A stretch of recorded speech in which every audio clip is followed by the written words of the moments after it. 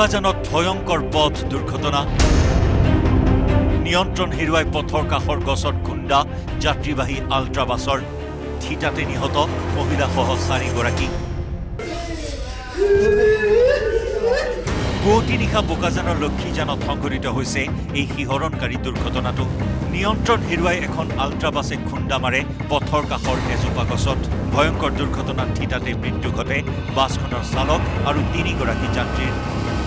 শিশুসহ কমেও 10 গৰাকী যাত্ৰী দুৰ্ঘটনাটোত গুৰুতৰভাৱে আঘাতপ্ৰাপ্ত হয়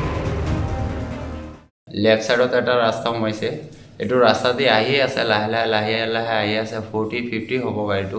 স্পীড এনেকৈ আহি আছে ড্ৰাইভাৰৰ সন্মুখতে বহি আছিলোঁ মই ড্ৰাইভাৰ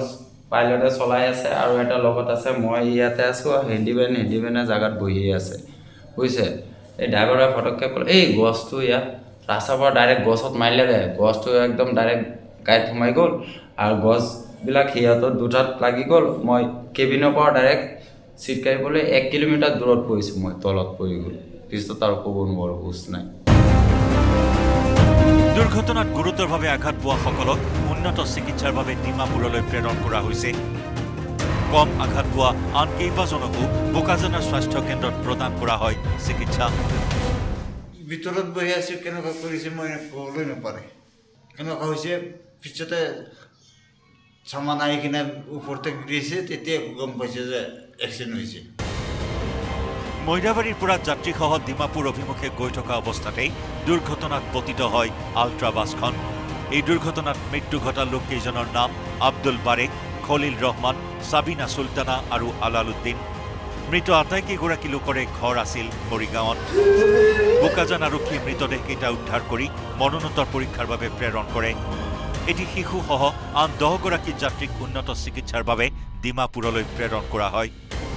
বোকাজানৰ পৰা সুদীপ্ত বৰাৰ report news 18 Assam north east আপুনি বিচৰা বাতৰি পাব কেৱল নিউজ 18 এপত নিউজ 18 এপ ডাউনলোড কৰিবলৈ স্ক্যান কৰক এই QR কোড গুগল প্লে ষ্টৰতো পাব এই নিউজ 18 এপ বোকাজানত ভয়ঙ্কৰ পথ দুৰ্ঘটনা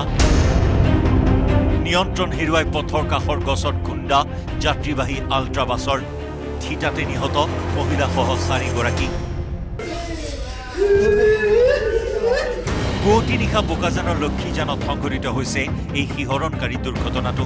নিয়ন্ত্ৰণ হেৰুৱাই এখন আল্ট্ৰাবাছে খুন্দা মাৰে পথৰ কাষৰ এজোপা গছত ভয়ঙ্কৰ দুৰ্ঘটনাত থিতাতে মৃত্যু ঘটে বাছখনৰ চালক আৰু 3 গৰাকী যাত্ৰীৰ শিশুসহ কমেও 10 গৰাকী যাত্ৰী দুৰ্ঘটনাটোত গুৰুতৰভাৱে আঘাতপ্ৰাপ্ত হয় লেফট সাইডত এটা ৰাস্তা সোমাইছে এটো ৰাস্তা দি আহি আছে লাহে আহি আছে 40-50 হ'ব গাড়ীটো স্পীড এনেকৈ আহি আছে ড্ৰাইভাৰৰ সন্মুখতে বহি আছিলোঁ মই ড্ৰাইভাৰ পাইলটে চলাই আছে আৰু এটা লগত আছে মই ইয়াতে আছোঁ হেণ্ডিমেনে জাগাত বহি আছে বুজিছে এই ড্ৰাইভাৰে ফটককৈ ক'লে এই গছটো ইয়াত ৰাস্তাৰ পৰা ডাইৰেক্ট গছত মাৰিলে গছটো একদম ডাইৰেক্ট গাড়ীত সোমাই গ'ল আৰু গছবিলাক সিহঁতৰ দুটাত লাগি গ'ল মই কেবিনৰ পৰা ডাইৰেক্ট চিট কাঢ়িবলৈ 1 কিলোমিটাৰ দূৰত পৰিছোঁ মই তলত পৰি গ'ল পিছত আৰু ক'ব নোৱাৰোঁ হুঁচ নাই দুৰ্ঘটনাত গুৰুতৰভাৱে আঘাত পোৱাসকলক উন্নত চিকিৎসাৰ বাবে ডিমাপুৰলৈ প্ৰেৰণ কৰা হৈছে কম আঘাত পোৱা আন কেইবাজনকো বোকাজানৰ স্বাস্থ্য কেন্দ্ৰত প্ৰদান কৰা হয় চিকিৎসা ভিতৰত বহি আছো কেনেকুৱা কৰিছে মই ক'বলৈ নাপাৰে কেনেকুৱা হৈছে পিছতে সামান আহি কিনে ওপৰতে গিৰিছে তেতিয়া গম পাইছে যে এক্সিডেণ্ট হৈছে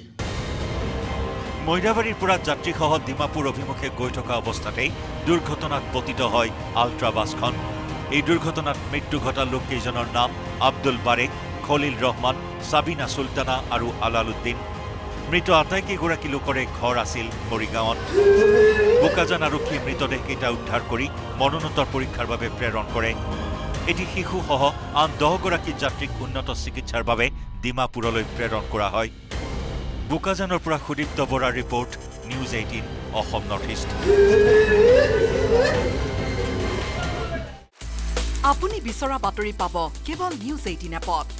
নিউজ 18 এপ ডাউনলোড কৰিবলৈ স্ক্যান কৰক এই QR কোড গুগল প্লে ষ্টৰতো পাব এই নিউজ 18 এপ